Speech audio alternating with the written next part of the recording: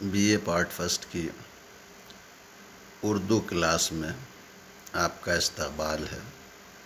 میں نے اپنی گفتگو دوسرے پیپر کے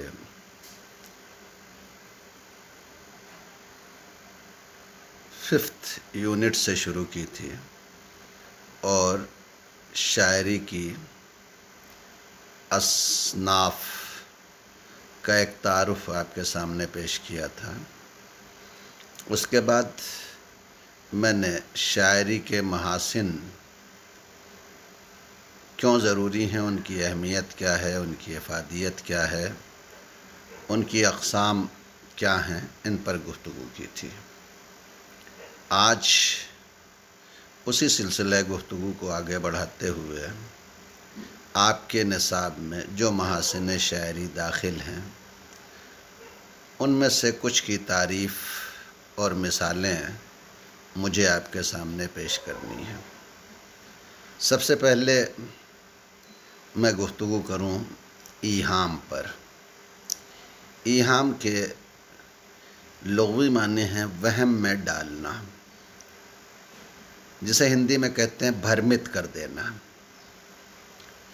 اصطلاحی معنی یعنی شاعری کی اصطلاح میں جب ہم لفظ ایہام استعمال کرتے ہیں تو اس کا مطلب یہ ہوتا ہے کہ شعر میں یا مصرعے میں کوئی ایسا لفظ استعمال کیا جائے جس کو پڑھنے یا سننے کے بعد سامع یا قاری کچھ دیر کے لیے وہم میں پڑ جائے کہ شاعر کا مفہوم کیا ہے۔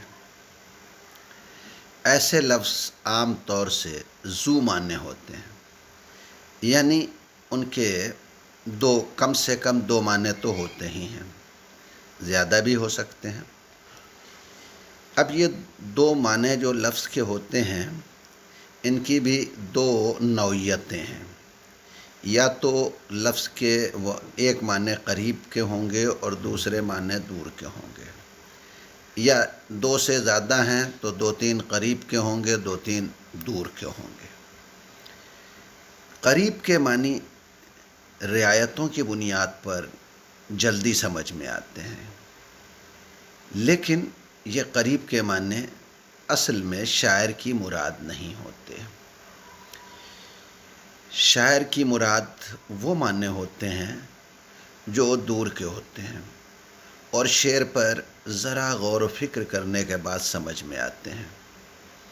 یعنی جب تک ہم شعر کے بارے میں غور و فکر نہیں کرتے، شعر کے مضمون کے بارے میں غور و فکر نہیں کرتے، تب تک وہ معنی ہماری سمجھ میں نہیں آتے۔ مثلا میں ایک لفظ آپ کو بتاؤں، اردو کا ایک لفظ ہے تیار۔ تیار، اس کا املا دو طرح سے لکھا جاتا ہے، تے سے بھی اور توئے سے بھی۔ توئے سے جو تیار لکھا جاتا ہے یہ طائر سے بنا ہے، پرندہ، اور اسی سے لفظ طیارہ بنا ہے۔ ان دونوں لفظوں میں تجنیس صوتی ہے، یعنی ہم جب بولتے ہیں تو سننے میں ایک جیسے معلوم ہوتے ہیں۔ اسی وجہ سے جب شاعر شعر میں یہ لفظ استعمال کر لے تو ابہام پیدا ہو جائے گا۔ ہمیں شعر سننے کے بعد یہ اندازہ نہیں ہوگا کہ اس نے تے والا تیار استعمال کیا ہے کہ توئے والا تیار استعمال کیا ہے۔ میں میر انیس کا ایک شعر بطور مثال آپ کو سناتا ہوں۔ ایسا کوئی طفلی میں نمودار نہ ہوگا، ہاتھ ایسا تو جعفر کا بھی تیار نہ ہوگا۔ اب اس میں لفظ ہے جعفر۔ جعفر رسول اللہ کے چچا تھے، جن کے شانے ایک جنگ میں قلم ہو گئے تھے۔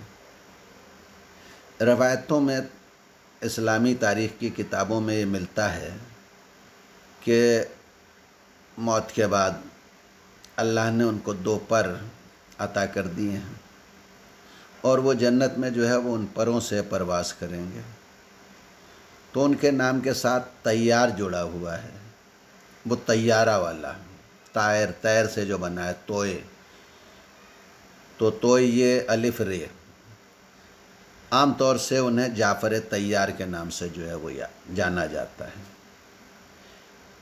جب ہم یہ مصرع پڑھتے ہیں ہاتھ ایسا، تو جعفر کا بھی تیار نہ ہوگا، تو جعفر کی مناسبت سے فوراً ہمارا ذہن جو ہے وہ طیار کی طرف، طیارے والے طیار کی طرف جاتا ہے، جعفر طیار کا بھی ایسا ہاتھ نہ ہوگا۔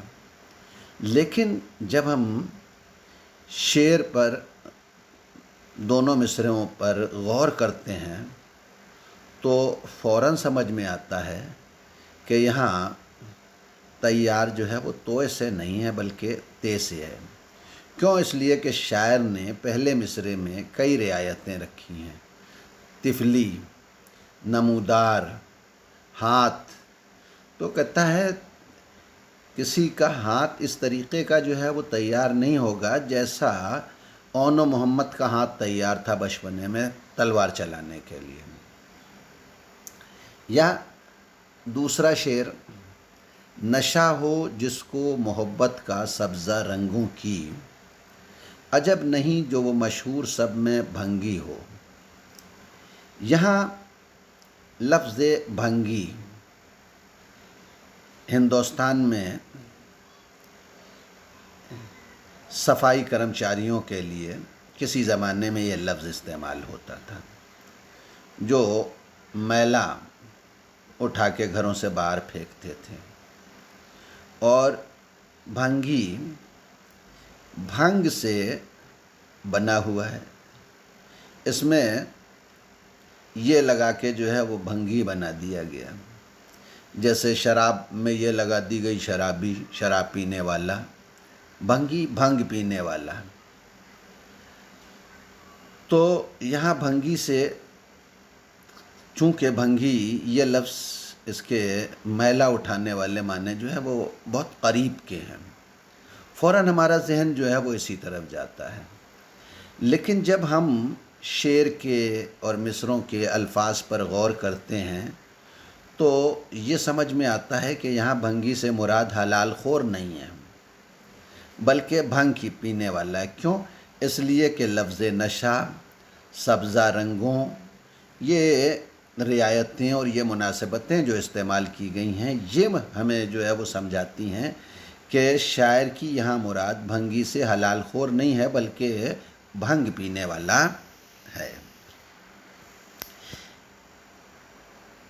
اسی طرح آپ تیسرا شعر دیکھیں، بستے ہیں تیرے سائے میں سب شیخ و برہمن، آباد تجھی سے تو ہے گھر دیر و حرم کا۔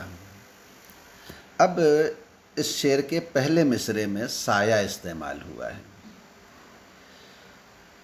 اب سایہ آپ جانتے ہیں کہ پرچھائی کے معنوں میں استعمال ہوتا ہے، شیڈو کے معنوں میں استعمال ہوتا ہے، تو فوراً یہی معنی سمجھ میں آتے ہیں۔ لیکن جب آپ اس شعر میں بستے، آباد، گھر، دیر و حرم، ان تمام الفاظ پر غور کریں گے تو آپ کی سمجھ میں آئے گا کہ یہاں سائے سے مراد پرچھائی تو نہیں ہے۔ پھر اب آپ کو جو ہے وہ ڈکشنری کا سہارا لینا پڑے گا کہ سائے کے دوسرے معنی کیا ہیں۔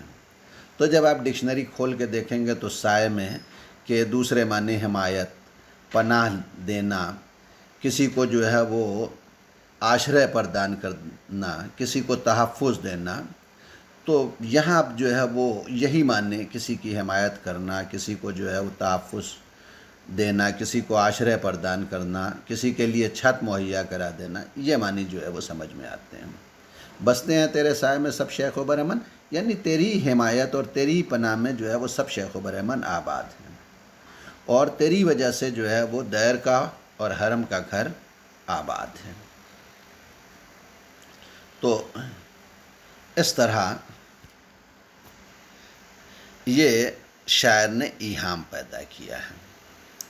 اب ایہام کے بعد میں ایک دوسری صنعت کی طرف آتا ہوں جس کا نام ہے اشتقاق. اشتقاق سے مراد یہ ہے کہ کلام میں ایسے کچھ الفاظ کا استعمال کرنا جن کی بیسک، جن کی بنیاد ایک ہی ہو، یعنی وہ سب کے سب الفاظ ایک ہی مصدر سے بنائے گئے ہوں، ان کی اصل ایک ہو، چاہے وہ ایک اسم سے بنے ہوں اور چاہے ایک فعل سے مشتق ہوئے ہوں. مشتق ہونا یعنی اس سے الگ ہونا، نکلنا. یہاں اشتقاق میں ایک چیز کا خیال رکھنا پڑتا ہے کہ مشتقات جو استعمال کیے جا رہے ہیں، ان مشتقات میں اور ان مشتقات کے اصل میں جو حروف کی ترتیب ہے وہ برقرار رہنی چاہیے. مثلا میں ایک لفظ سجدہ، سجدہ، سین جیم دال، یعنی زمین پر سر رکھنا. اس سجدہ سے سجدہ بنا، اس میں ہے شامل ہو گئی، ترتیب وہی ہے. مسجد بنا، میم شروع میں آ گئی، ہے نا. سین جیم دال کی جو ترتیب تھی نا، پہلے سین پھر جیم پھر دال، وہ ترتیب مسجد میں بھی ہے، سجدہ میں بھی ہے. مساجد بنا تو میم پہلے آ گیا، الف بیچ میں آ گیا، لیکن وہ سین اور جیم اور دال کی جو ترتیب ہے وہ ایک جیسی ہے. تو جب ہم ایک فعل یا ایک اسم کے مشتقات استعمال کریں تو اس میں اصل لفظ کے حروف کی جو ترتیب ہے وہ قائم رہنی چاہیے، وہ برقرار رہنی چاہیے، یہ ضروری ہے. اب میں آپ کو جو ہے وہ مثال میں ایک شعر سناتا ہوں. اسے میں چھپ کے دیکھوں، برملا وہ غیر کو دیکھے، بھلا یوں دیکھنا دیکھو تو دیکھا جائے ہے کس سے. اب یہاں اصل لفظ ہے دیکھ. دیکھ سے دیکھوں بنا، دیکھے بنا، دیکھنا بنا، دیکھو بنا، دیکھا بنا. پہلے حرف میں واو نون آخر میں استعمال کر دیا، دوسرے میں یہ استعمال کر دی، تیسرے میں آخر میں نون الف استعمال کر دیا، اور چوتھے میں پھر صرف واو استعمال کی، نون غائب کر دیا، اور پانچویں میں الف لگا کے دیکھا بنا دیا. تو اصل لفظ ایک ہے اور اس کے جو ہے وہ مشتقات اتنے جو ہے وہ استعمال کیے گئے ہیں. تو اگر شاعر کسی شعر میں اس طرح کی کوئی صنعت استعمال کرتا ہے تو وہ صنعت اشتقاق کہلاتی ہے، یہ لفظی صنعت ہے. یا غالب کا مشہور شعر کہ اصل شہود و شاہد و مشہود ایک ہیں، حیراں ہوں پھر مشاہدہ ہے کس حساب میں. یہاں بھی شہود، شاہد، مشہود اور مشاہدہ ایک ہی لفظ سے بنے ہیں. تو آپ نے ملاحظہ فرمایا یہ حروف، مشتقات حروف اگر ایک لفظ سے نکلے ہوئے حروف کسی شعر میں استعمال ہوتے ہیں تو انہیں اشتقاق کہا جاتا ہے. میں آپ کے لیے کچھ اور مثالیں سنا دیتا ہوں تاکہ کسی کو کوئی مشکل شعر نہ یاد رہے تو آسان یاد رہ جائے. رستے کو راستی کے نزنہار چھوڑنا، ہوتا ہے راستی ہی سے انسان رستگار. اب رستہ، راستی، رستگار یہ سب ایک ہی اصل سے جو ہے وہ بنے ہیں، اور ان میں سب میں آپ نے ملاحظہ فرمایا کہ رے سین تے کی جو ترتیب ہے، یعنی رے پہلے آیا، اس کے بعد سین آیا، پھر تے آیا، سارے حروف میں یہ ترتیب برقرار ہے۔ یا ایک شعر اور دیکھیں، کیا اے بخت تو جاگ اور جگا ہم کو پھر، جاگیں گے نہ تا حشر جگائے سے کسو کے۔ تو جگنا، اس سے جو ہے وہ جگہ، جاگ، جاگیں، جگائے، یہ سارے حروف جو ہے وہ بنے ہیں۔ ان کی اصل ایک ہے۔ آپ نے جو ہے وہ مجھے سنا، میرے خیال میں شعر کی تفہیم کے لیے یہ دونوں صنعتیں جو میں نے آپ کو پڑھائی ہیں کام آئیں گی۔ شکریہ۔